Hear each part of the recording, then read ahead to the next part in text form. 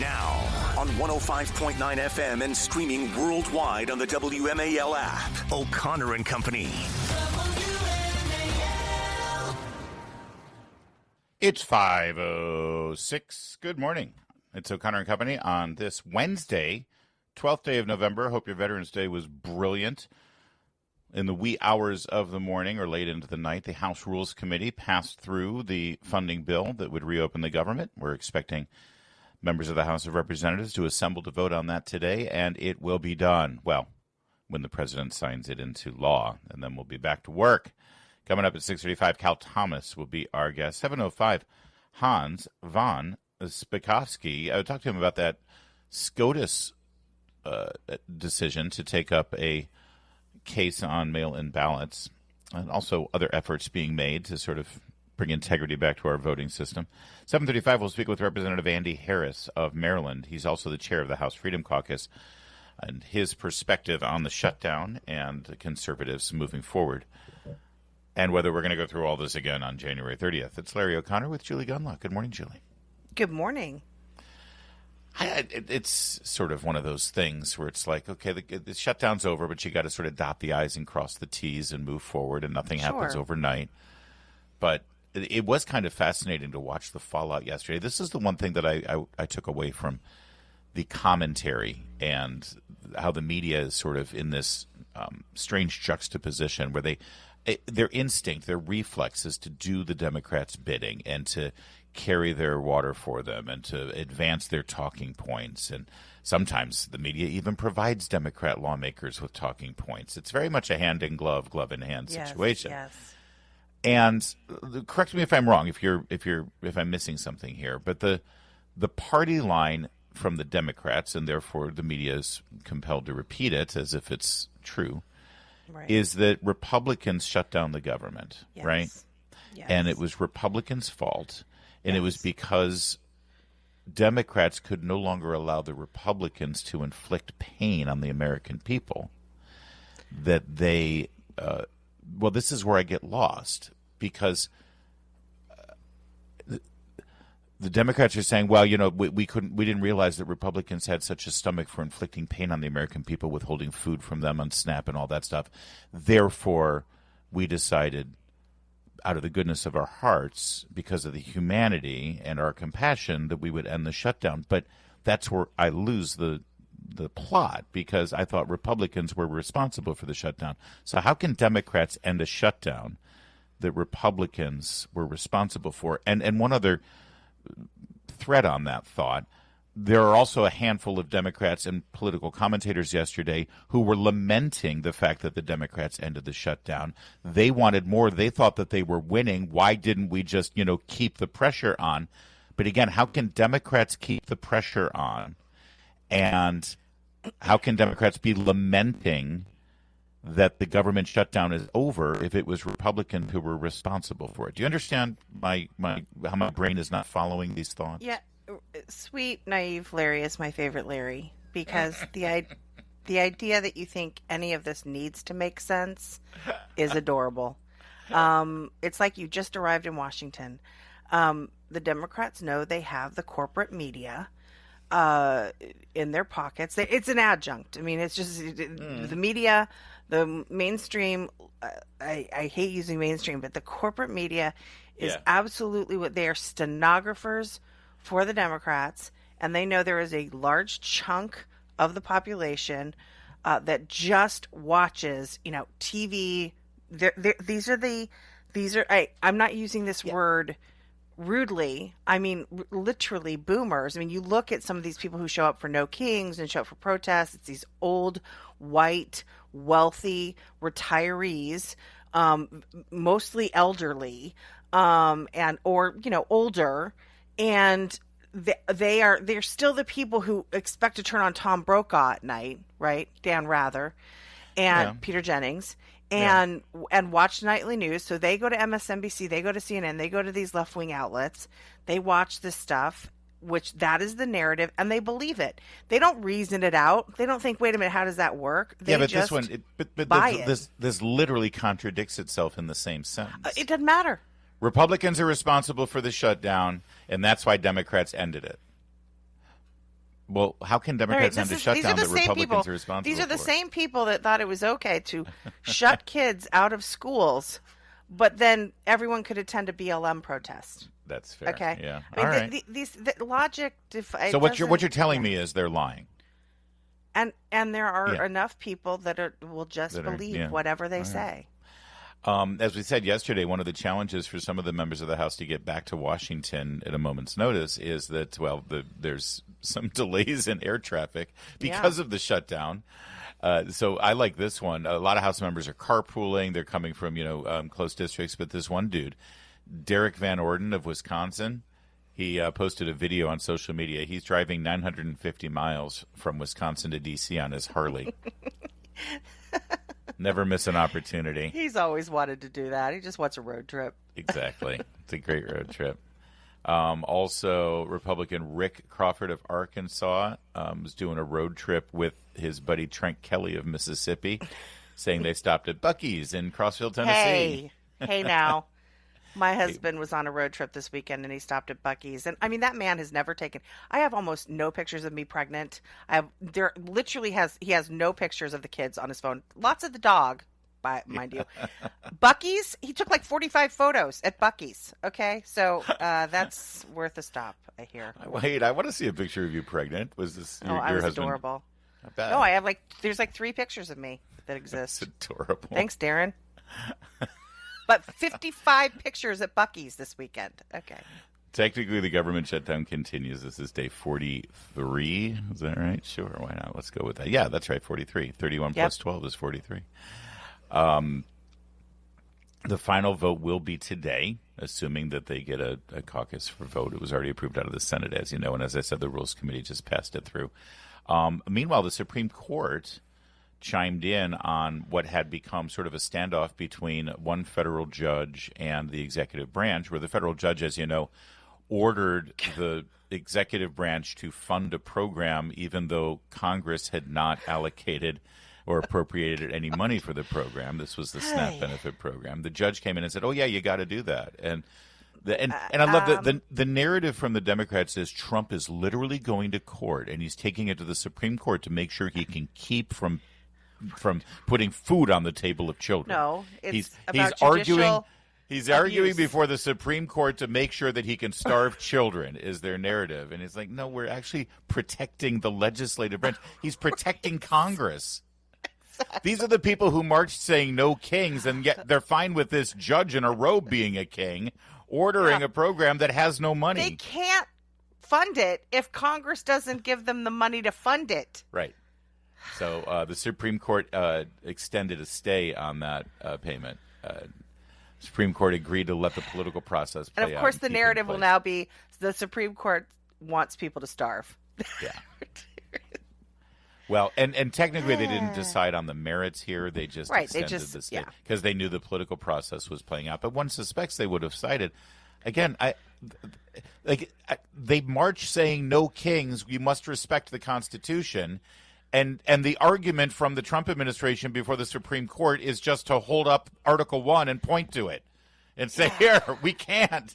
This is the Constitution. But this judge says, we don't care. So who's the king here? All right. Well, and meanwhile, Secretary Duffy of Transportation said that air traffic controllers should get a 70% back pay within 48 hours of the shutdown ending, and that should get air traffic controllers back in time, just in time for me to leave for vacation later today. So let's go. Can we get our priorities, please? I've got a flight at 1.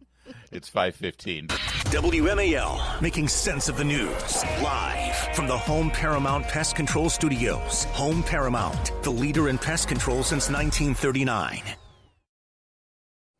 Tish James is the Attorney General of New York. You know her. She's the one who found some bogus charges to go against Donald Trump just so they can get one judge. It wasn't a jury trial, you know.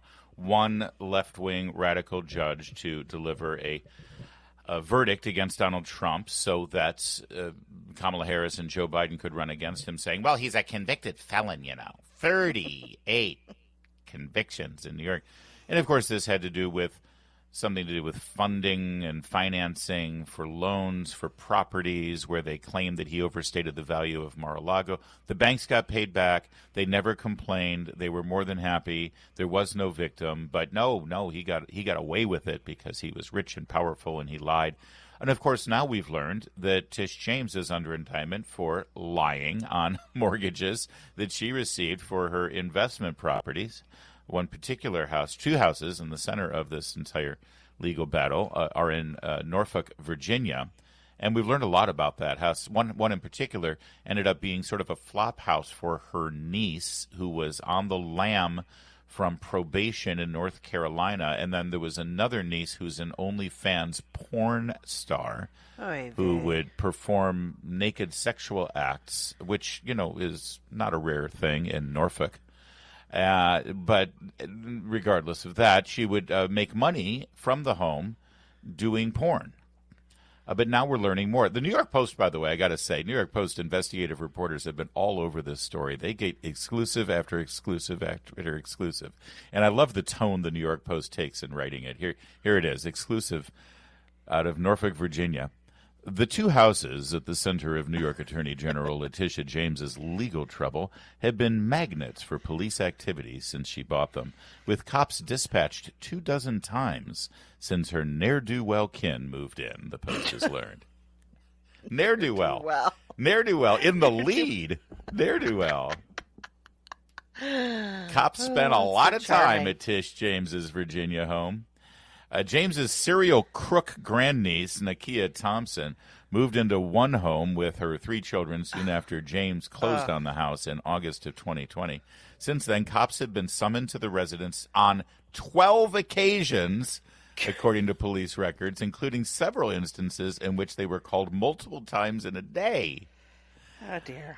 Cops went to the house for issuing warrants and subpoenas, as well as for incidents labeled vandalism, domestic issues, and for suspicious persons. Additional details about the nature of the calls were not immediately available. Class act, Tish James. Yes, very classy. She's the one who holds the, scales of justice and wields the power of law enforcement and law and order in the Empire State of New York. And let's not forget, she ran for election and won overwhelmingly on the promise that if you elect me, I will target one man in particular and investigate him, try him, and convict him. And this is what you get when that's all that matters to many of the left-wing voters in New York. That's all that matters. You don't have to answer a lot of questions when your target, your whole raison d'etre is Donald Trump. That's all people need to hear. Here's another headline from the New York Post. Letitia James's grandniece, who allegedly threatened to punch bald-headed B-word assistant principal, now faces criminal charges. There's a lot to unpack in that headline. Yeah. Embattled New York Attorney General, this is also out of the aforementioned Norfolk. Embattled New York Attorney General Letitia James, fugitive grandniece at the center of her federal mortgage fraud case, was charged Thursday after allegedly threatening to punch her kid's assistant principal as she called her a bald-headed B-word. Wow. Nakia Thompson, 36, was charged with profane, threatening, or indecent language over public airways, a misdemeanor, 2 weeks after she went on a tirade directed at Linwood Elementary School assistant principal Marie Hall, according to court records. She allegedly hurled a series of insults and threats over the phone and then in person on October 9th, according to a criminal complaint filed in Norfolk court on Thursday. What's going on down in Norfolk? Yeah, not our best and brightest. My goodness. Well, none of this hurts her politically, right? She's gonna get questioned about this stuff, maybe at a town hall or maybe on a local television station, and she'll just lean into the microphone and say, "I'm sorry, did you miss the part where I said I would convict Donald Trump? What more do you people want from me?" Yes, I'm a hero. Yes. But you broke the law, and this is mortgage fraud. By the way, I've looked at the woman in question. She doesn't appear to be bald-headed. I mean, she could be wearing a wig. I suppose. Could be, Larry. And by the way, that's not she a could have stretch. alopecia. There is This no could be. picture This could of be. no. There's She no could be picture. related to Will Smith. No, I First googled of all, it. I there's no searched picture. it. Oh, you I searched Googled it at the elementary. I do my investigative reporting before I do. Yeah. it. What about Letitia James's niece? She has blue hair. Do you think that's a wig, Larry? At least she's not bald. I mean, anything. I'd take it. Good. This poor teacher could be related to Will Smith. Can you and then imagine Will how Smith's going to go smash this woman's face. Can you and imagine say, how terrifying it is to deal with these people? I mean, Oh, honestly. Yeah. Well, they're bullies. There's Yeah. the one through Yep. line here is that they're bullies, and they try to intimidate people. By the way, on a tangential note, the winner of the Great British Baking Show this year, bald-headed woman. Really? Did you see that? Yeah, do you watch Thank the British you. Baking Show? That's really interesting. Spoiler: if you've been waiting for the finale was Friday. I waited 5 days before I announced it. You really are into this, aren't you? I've never Oh watched gosh, it. yes. Oh my God, it's the greatest show on I know. television. I don't. Yeah. Really? I gotta watch it. Oh yeah. How could you not? You'd love it. I'm not really into baking. I'm a bad baker. Maybe Neither it's am I. You don't maybe have to be it's- a good maybe I'm baker to watch it. Maybe I'm triggered. All right, that might like be a it. failure. I see. I have no intention. Pillsbury is about as far as I go. Pop open the can, lay out the dough, done. Comes Bing, in a bang, box, boom. but okay. It's 5:23. Coming up, we'll tell you more about an FBI investigation into more Clinton corruption. Keep it here. It's 5:30. WMAL FM, Woodbridge, Washington, a Cumulus media station.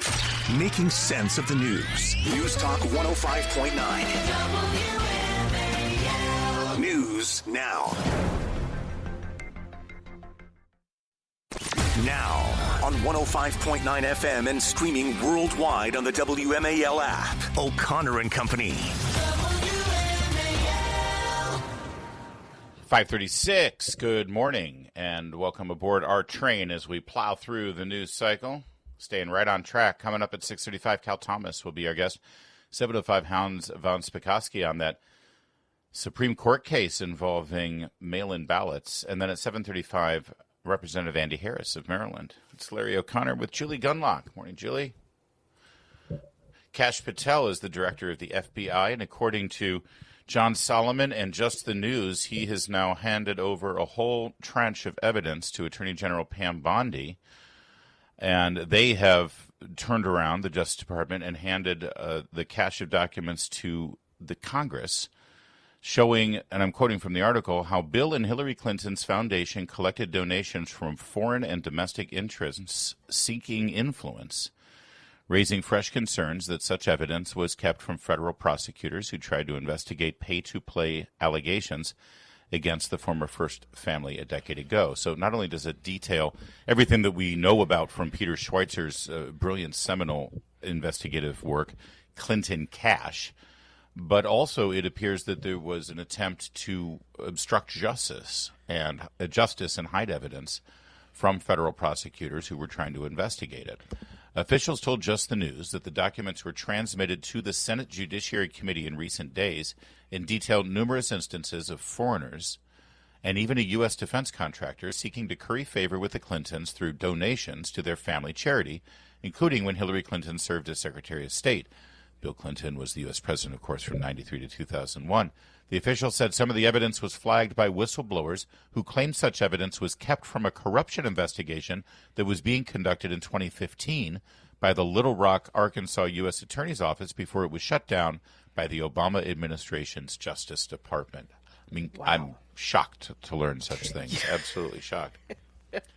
Now, here's what's disconcerting about this because, of course, we all want to hear these stories lead to a federal grand jury impaneled for indictments and possible court dates that would lead to the prosecutions. But I don't like the fact that the FBI has gathered all this evidence. They've handed it over to the Attorney General. The Attorney General has, in turn, sent it to the Senate. The Senate doesn't prosecute people. So now what? So now we're going to have hearings. And everyone's going to pound the table, and everyone's going to be outraged, and everybody's going to say, again, you believe this happened, and no one will pay any sort of legal penalty. And I don't know, maybe there's a statute of limitations on this thing. I don't know.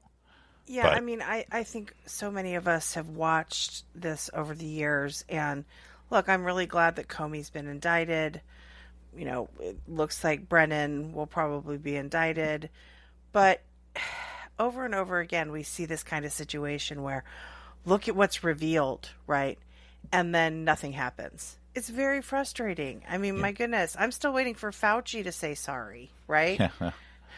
Yeah. The back to John Solomon's article here, and actually I keep saying John Solomon because it is just the news, but I just want to see Jerry Dunleavy's been covering a lot of these stories as well. Oh, no, it is John Solomon's byline. John Solomon continues here in the article at Just the News. Officials said Bondi and Patel hope to make the documents public by as soon as the end of the week once they work through some issues protecting whistleblower identities. The officials said that they've been gathering the evidence for weeks and have dubbed the documents the Clinton corruption files. And they say that the documents make clear that there was an effort to obstruct legitimate inquiries into the foundation by blocking real investigation by line-level FBI agents and DOJ field prosecutors and keeping them from following the money, said one official directly familiar with the documents. Kash Patel. So, we'll see. Now, by the way, you'll remember earlier this year, the FBI, it was reported, had 3 separate investigations into pay-to-play allegations against the Clinton Foundation. All of them were closed by Obama Deputy Attorney General Sally Yates. Sally Yates, there's that name again. Yep. She ordered the agents to shut it down. Of course, that was years ago. And, like I said, it seems to me obstruction of justice and lying to and trying to obstruct justice from an investigation from the FBI and DOJ should have some pretty long legs when it comes to a statute of limitations. I feel like a broken record though, but usually the I would say the salve for this sort of merry-go-round that we're on, where oh look, there's an investigation, and oh look, there's been a referral, and oh look, right, is a media that would pick up on this, right? Yeah. But again, and we've already talked about this once this morning. It's like they'll bury this, they'll bury this. Or they'll write it off to Trump being vindictive and just weaponizing the FBI to go after his political enemies and et cetera, et cetera. Yes, you're right. Except there will never be any sort of introspection and navel-gazing about the fact that it was the Obama administration that actually stopped the investigation and allowed the corruption to continue and encouraged the corruption to continue, by the way, right under their noses. I mean, I'm old enough to remember when Hillary Clinton was being grilled in her confirmation hearing as Secretary of State because of conflicts of interest with the foundation and with the Clinton Global Initiative. It was Dick Lugar, remember him, from Indiana? Who was pressing Hillary Clinton, saying, "You got this foundation. You're celebrating and feting and getting donations from Saudi princes and from Russian oligarchs, and now you're going to be in charge of the State Department. There's a clear conflict of interest. You got to shut this thing down." And she made it through confirmation and convinced Dick Lugar that everything would be on the up and up because Hillary Clinton promised that everything would be completely transparent. And if you ever had any questions about anything, just please come and ask. We're an open book. And Dick Lugar took her word for it because, those were the days when we had respect and admiration for our political opponents. Principled conservatives. Yes, absolutely. Dick Lugar was a good man, and she took advantage of that. Of course she did. That's what corrupt, evil people do. They take advantage of good men and women. And then she became Secretary of State, and apparently, I know it's shocking to learn, all this stuff continued to go on. I mean, and like I said, read Peter Schweitzer's book. The good news is Peter Schweitzer's book has now been confirmed by the FBI specifically. The documents are in the DOJ. They're handing it to the Senate, and this may be the last you hear of it, sadly. It's not sad. It's nauseating and outrageous, and it's why people get angry and lose hope in our government. And we need answers. It's 5:43. Wednesday on the Derek Hunter Show, as the government shutdown slowly comes to an end, what will Democrats make up to complain about next? We'll talk about it at 3 o'clock on WMAL. President Trump's going to sign an executive order that is supposed to strengthen the foster care system. Do you have friends who have dealt with the foster care system by any chance? I do. I don't, not personally, no. I have a couple of friends who have, and it's a nightmare. It's an absolute nightmare. And the kids are, in many respects, from my friend's experience, the kids are sort of an afterthought here. It's the social workers, the bureaucracy, the self-feeding beast that it has become, the social worker bureaucracy. And there's a whole lot of DEI there. I have a friend who ended up moving out of state to it's a long story, but they were fostering two children, black children, who were born addicted. And their addict mother was totally supportive of these two adopting these two little black children. They were toddlers at the time. Oh, don't tell me. There was no father around. There was no worry about any of that. And everybody thought it was a great, they had fostered the children for a couple of years. And then they said, listen, we'd like to adopt these babies. And the mother was like, absolutely, 100% signed up. It was the social workers who got in the way. I knew where this is going. Social workers got in the way because of race. And they finally were able to do it, and then they immediately moved out of state because they didn't want to be on. And this was Virginia, by the way. This was Virginia. Of course. And they wanted to be out of the watchful eye of the state that would be on top of this thing, and so they moved out west. And that's just one anecdote, but I hear this stuff all the time. Anyway, the fact of the matter is, there's also, by the way, parents that abuse the foster system, foster parents, that is. They get a ton of foster kids because they get a ton of money because of it, and the kids are neglected. 50% of foster children right now finish high school. Only 50% of foster children finish high school. Only 3% of former foster children actually get a college degree. This is according to the National Foster Youth Institute. President Trump's going to sign an executive order Thursday. It's going to be focused on supporting foster youth transitioning out of the system into adulthood. That's another thing. That is another thing, Larry. They let these kids go at 18. It's like, you're on your own. Good luck. Yep. It's so sad. And I just want to recommend my friend, Naomi Schaefer Riley. She is a fellow over at AEI. She wrote a book called No Way to Treat a Child. It is eye-opening and tragic and depressing, and she really explores some of the problems within foster care. So if you are interested in this, Naomi Schaefer Riley, No Way to Treat a Child. Incredible book. Oh, thank you for that resource. I think that's great. The order is going to launch the First Lady's Fostering the Future initiative. This is coming from Melania's office. Develop new resources for supporting kids in the foster care program. It's part of the Be Best initiative that Melania Trump has picked up from the first Trump administration. The Fostering the Future, it says, this is, by the way, a great write-up from Elizabeth Troutman-Mitchell at Daily Signal, secures education opportunity scholarships for children in the foster care community. Scholarship recipients will learn in a supportive environment, gaining knowledge critical to realizing job security within the technology sector. By providing access to a computer science education, these individuals will be prepared to enter the workforce and ultimately reach financial independence.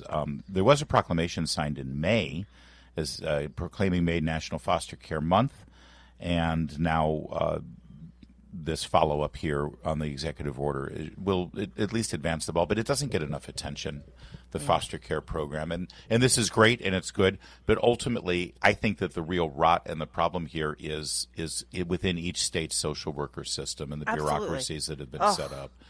And there's way too much abuse. There's abuse of children. There's abuse of the money. There's abuse of the system. And then you get really good foster parents who want to do the right thing and want to help these kids out, and they get roadblocks for various social reasons and various other things that have nothing to do with the best interests of the children. Well, as you laid out, I mean, the politics and really radical liberal politics that have sort of invaded this the adoption system. I mean, you have Catholic organizations that do not want to accept applications from gay couples to adopt, which is you would think was within their rights, being iced out, not being allowed to offer adoption services anymore because they don't have the appropriate LGBTQ policies.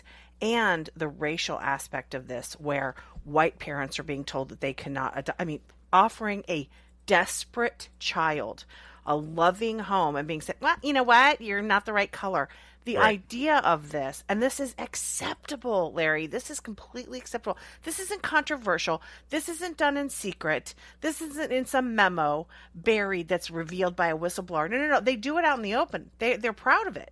Yeah. So this stuff needs to be addressed, and I'm glad that there's exposure of this kind of stuff. You also have certain states, as you mentioned there, with regard to Catholic Charities not wanting to be involved in the business of placing children with same-sex couples. You also have states who will not allow you to be a foster parent unless you swear to support a gender transition. Yes. Should the foster child want to transition? In fact, Larry, in some states, they make you do that early in the application process. Right. You have to sort of swear allegiance or swear that you'll allow your child you'll medicalize your child, you'll allow them to go down this path before you can even pursue the application process. We are thrilled at this new executive order this Thursday, but there's a whole lot more that needs to be done, and hopefully this will raise awareness to it.